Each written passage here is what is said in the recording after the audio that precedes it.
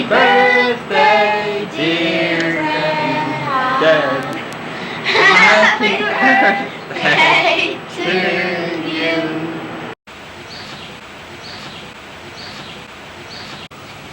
On Monday, we went to my grandparents.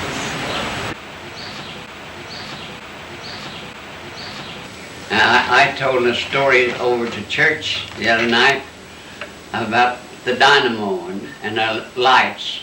My theme was light. When Mr.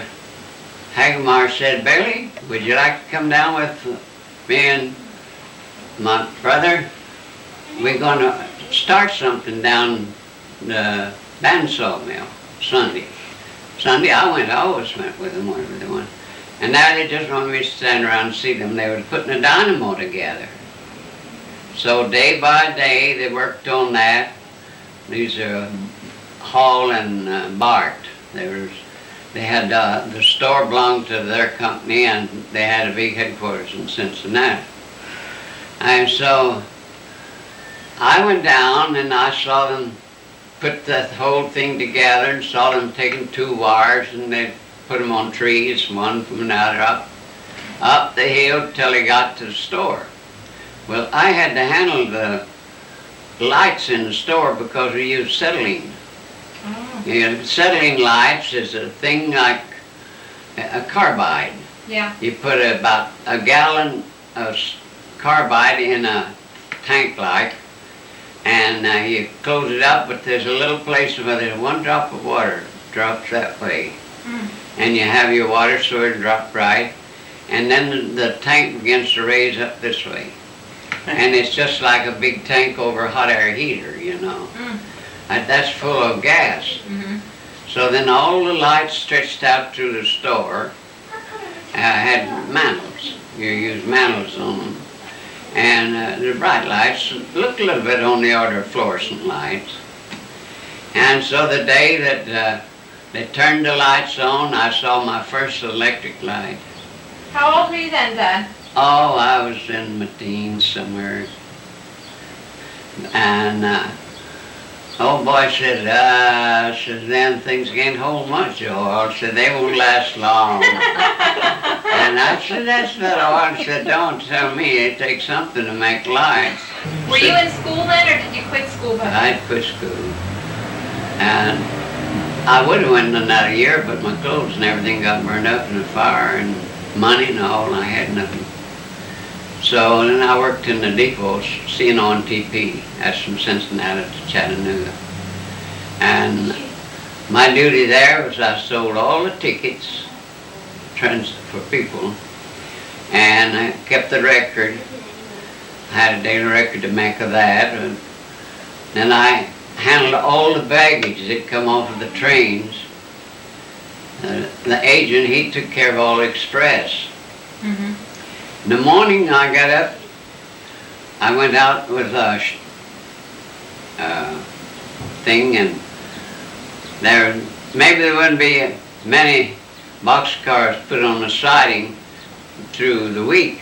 Maybe the whole thing would be filled up, and I had to get all the boxcar numbers that was in that on the yard. That was my duty to keep. And I kept all the company houses around that neighborhood that people lived in, like Sexton Foreman and different people. They lived in railroad houses. They paid their bills to me, and that went on my record sheet too. For a kid not to pass only the 5th grade, I was doing pretty good.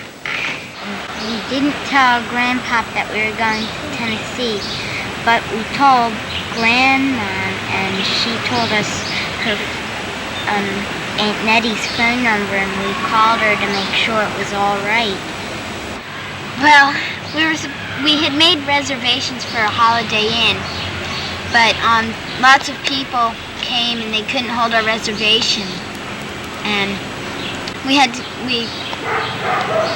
go to another hotel from Goodwin's Hotel in Salem, Virginia. we went to Rugby, Tennessee. We stayed at Aunt Nettie's house. Did you know I raised some little pigs on the bottle on a Coca-Cola bottle? Little Coca-Cola bottle. I had a big box, and I made a hole in the box. And I'd put milk in that bottle and stick it through that way, and them little pigs would suck the milk out of the bottle. And it had a nipple on it, like you would for a baby. And that pig would go to that one bottle. They wouldn't go to all of them. Just like when they nurse their mother, they just have one tit. And nobody gets theirs either. Every pig has its certain tit that nurses. Did you know that? No, I didn't. Well, they do. And here. And here it is. Silas Maynard's daughter married Alan Hull, Serena. They lived in Fenner County at the Hull Ford on Clear Fork River.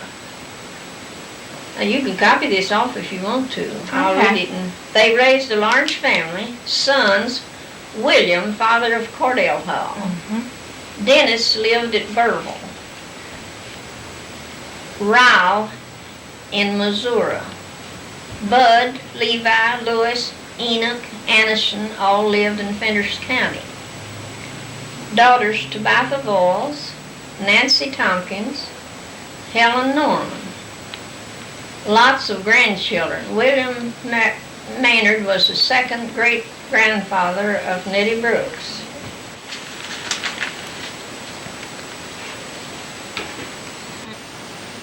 Dad's was born in 1865, and Mother was born in 1874.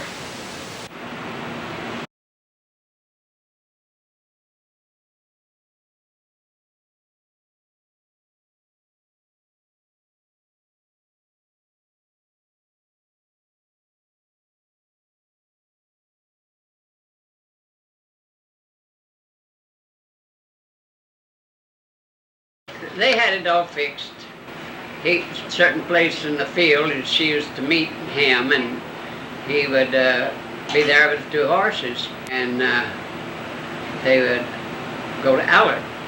That was his home, and they'd be married. They'd be waiting there, the preacher and everything.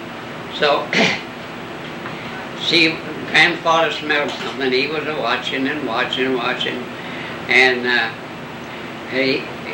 he was seen her going, and he hollered it, "Come back here, Lady Healing, come back here, Lady Healing, come back here, Lady Healing." And she kept going, and she jumped right in my dad's arms, and she thought sure she was caught by Grandpa. And so they got on their horses, and they headed for Allard. And there they had, of course she wasn't used to people having dancing and everything that way, and they had everything ready for a big dance, and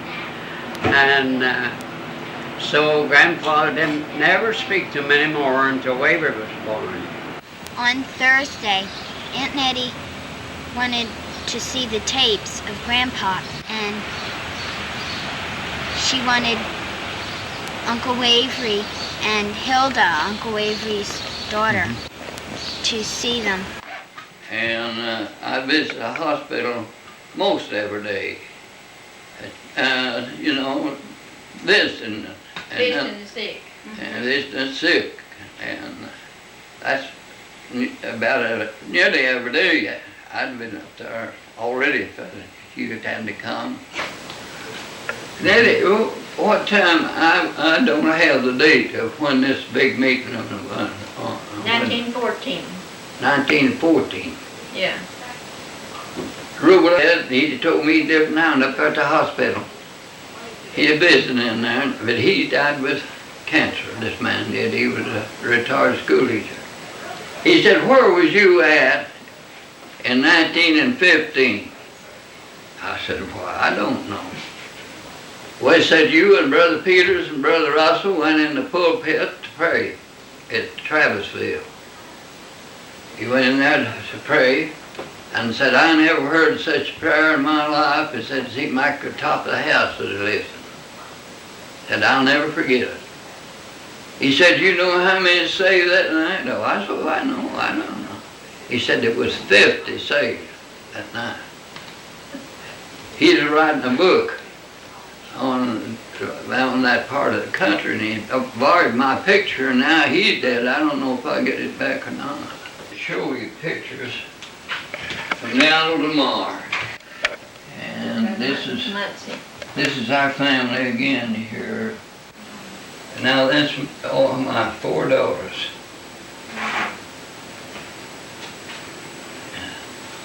They had 11 children.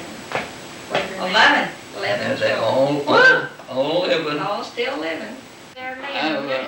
That seems quite a distance. I've not pastored any churches for 2 years now. I have a radio program going on 13 years. I've had 12 years, 1 month. And one time here I was pastoring 4 churches. Taking care of 4 churches a month. And then we have what we call a 5th Sunday meeting. And I never missed one of them back yonder. But I had to miss some of late. They have a certain church they miss. Next time they'll go to another church on the 5th Sunday. I've been afflicted quite a bit lately, but I believe I've been a better Christian. I'm happier than my area was, as far as that part's concerned. Well, when was Wavery born, and then were you Wavery was born 3 years before me. I was born in 1895, and he was born 3 years before that, 92. But they was only married 11 months, I think, when Wavery was born. And then Nettie was born after you. She was born in September, 19th of September. It's just, there's not exactly 3 years between us, but you see, I was born July 1895. And in September, 3 years from that, she was born. She sure has earned her, if anybody can earn through charity, their way through, she just has earned her.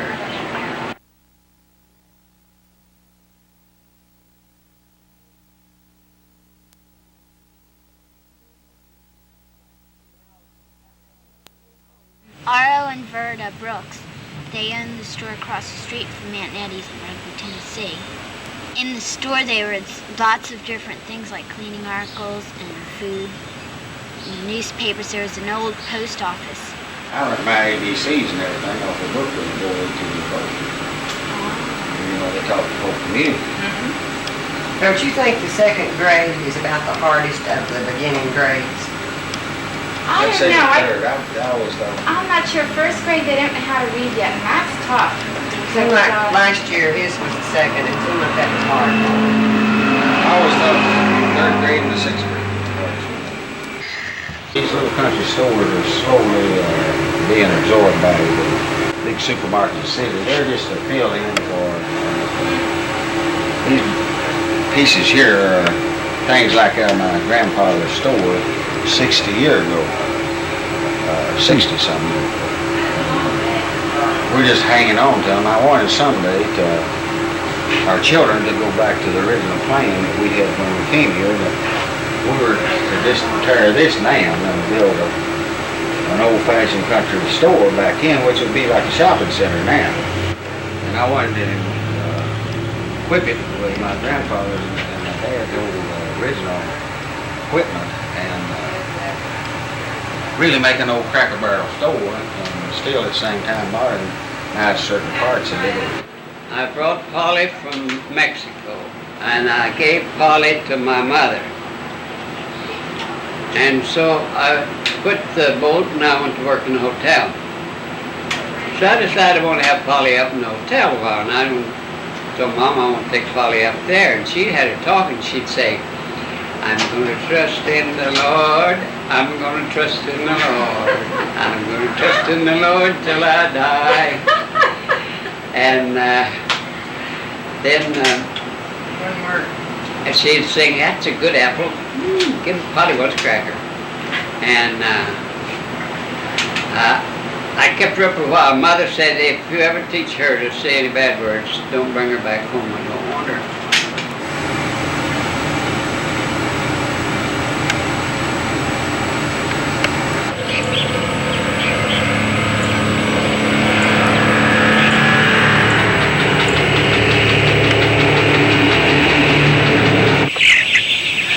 They claim a chicken's brain matures in 3 days and they don't learn much. You go in here and work and do everything in the world and they won't pay a bit of attention to you. Just be a working raise up and rub your head like that and they'll just go wild and just scream out like that and slam against the wall and break their legs. You don't dare to learn to pet one. You can make pets out of them, but if you go down through there, well, they'll just lie up on you and they can't work for anything else without that. You know how far it's like it's 252 foot long inside. 40 foot wide. Behind Aro and Verda's house, there was a tiny playhouse. Inside the refrigerator, there's this sign that said something like instant ice. And you pressed a button and a plastic ice cube fell out. And there are 4 cubes. You put them in a hole that was in the top. I had a Cincy camera, and it was on tripod. And I made my father and his friend on a wagon, driving the horses. And then another one was Bob Brooks' brother standing on Copper's cave. And I just happened to run across them in some of the things there.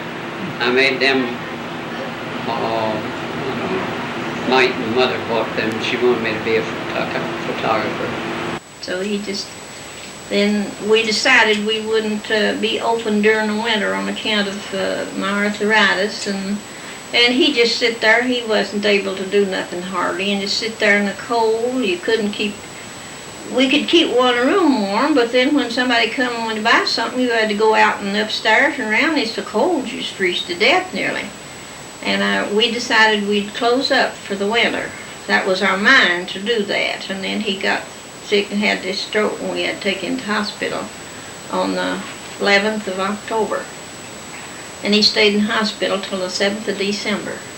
We brought him home the 7th of December, and he lived till the 15th of January. And he was conscious all the time, knew everybody and everything, but he got so he couldn't talk. He just have to look at you. He couldn't talk, but he knew everybody on it to the last.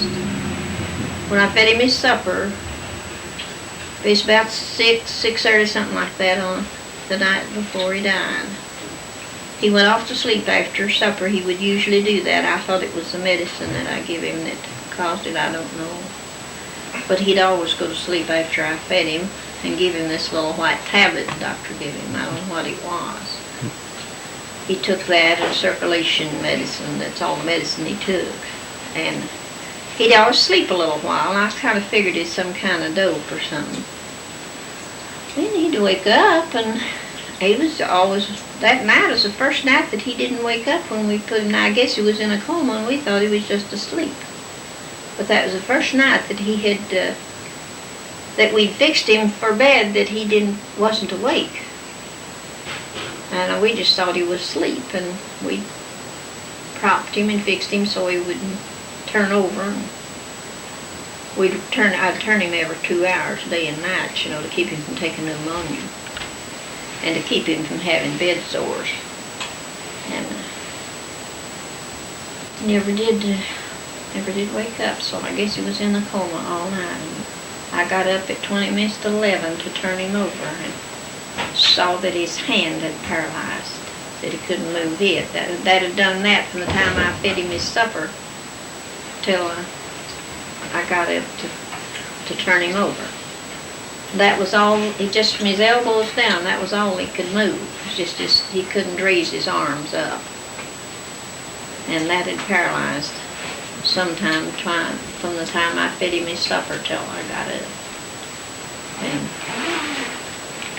he never did gain consciousness or anything, never did Act like he knowed anything, just laid there, sleep-like.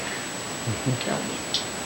Just before he passed away, and his bed was right here in this corner.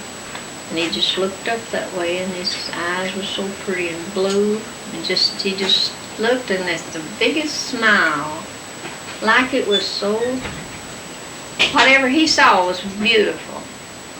And then he just closed his eyes down himself, just closed them down, and then it was gone. Never did move anymore. Well, I know he's better off than I am. I sure do miss him. We never know.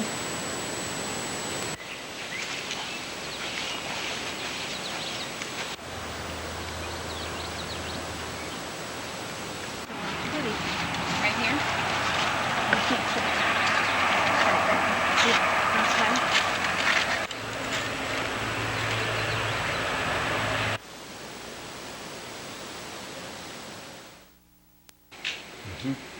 Trish mom's funeral, and also my granddaughter's funeral, Hilda's daughter. So Roger Popplewell was a great preacher. And the old man Jake Rosen that Bailey no doubt remembered, and he and me, we walked together and preached together and slept together, and he died. I held his funeral over on the Dirt Rock House graveyard, way over here in the wilderness. And after that, I held his niece's funeral. She was 96 years old, in the same graveyard. And then I held his son-in-law's funeral in the same graveyard. And then I held his daughter's funeral at the same graveyard. And I've been going over there now for I don't know just how many years, decoration, second Sunday in June. And that way down there, they had a house, that graveyard is just clean and nice, and some of the pretty rocks you nearly ever saw. You can't get in under. And I'm telling you, they're pretty. And I was over this year. Now I buy 25 roses, one for every grave, there's 25 graves in them. You opened the door. There was a field and like some tall grass around his house. He said that there were snakes in it.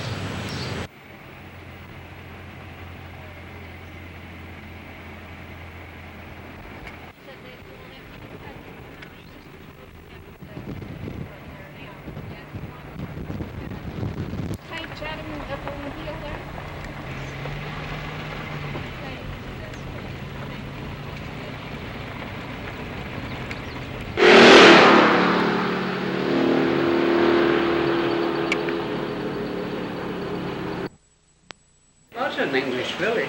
All those English people lived there, and there was a lot of Britishers come there. And I think it seems like they had lived in Cincinnati.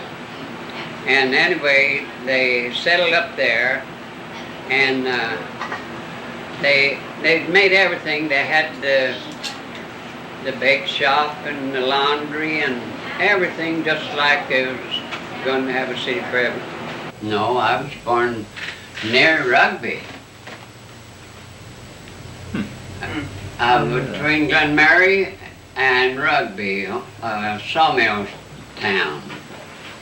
My mother showed me there's a peach tree growing. See that peach tree? Said right there's where you was born. Really? Oh, boy. It's on Wash Matthews' farm. While they had the loggers cutting out the land all around there, they built a shanty town, you know, on, and they always tear them down when the log camp ends and move to the next one. So right there's where I was born. So my mom said. That's amazing. Where that car is down there, this house there, now that's the Matthew house. Now, if I ain't mistaken, their cabin is about halfway between that house and this house here. This house wasn't here. So now, you want to go down that way and then come back and let you take pictures of that side? somewhere this between field? here and that house. I imagine it's about halfway.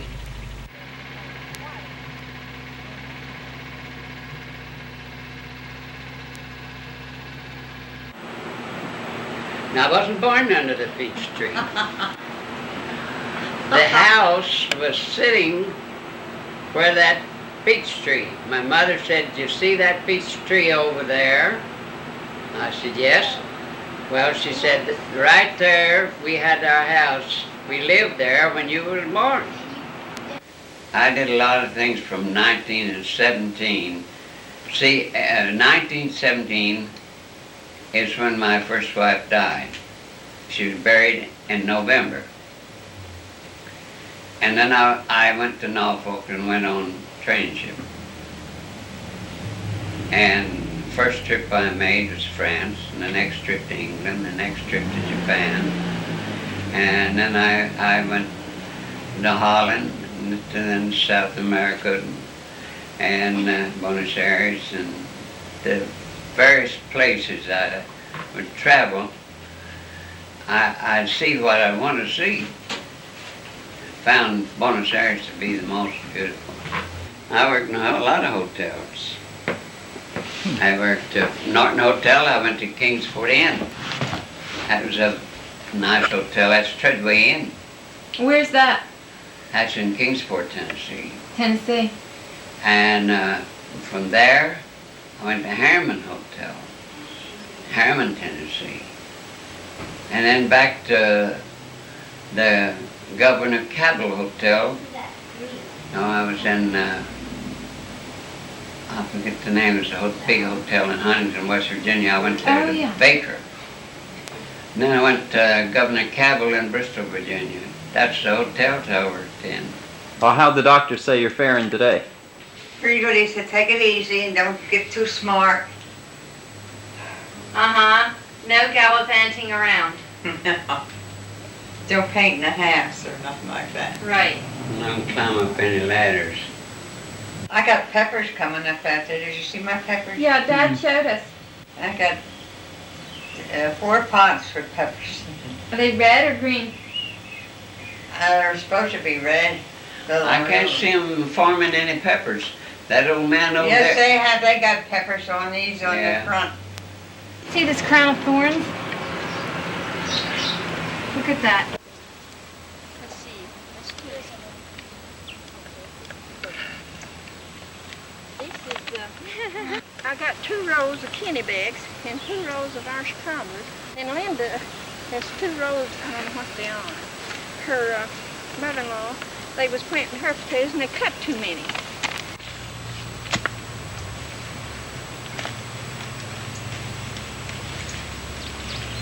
Well, that looks like it failed to have anything, didn't it?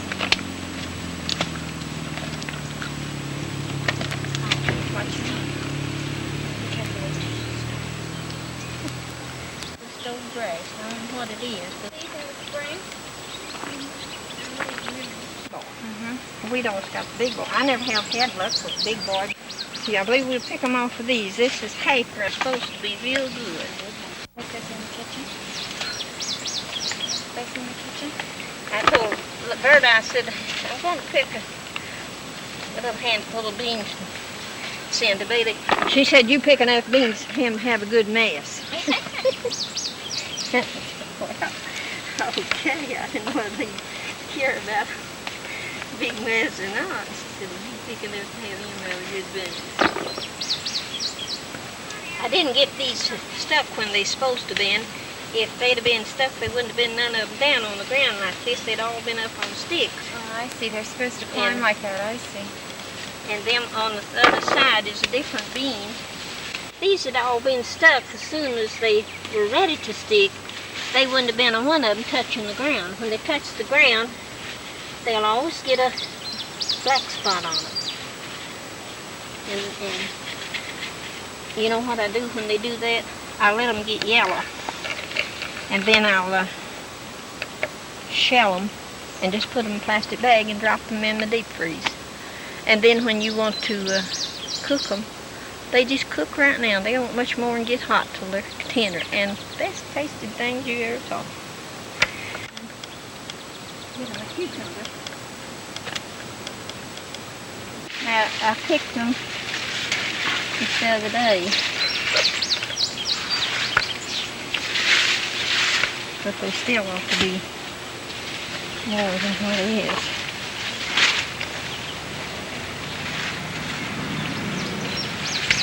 I know you better send all those can't eat them.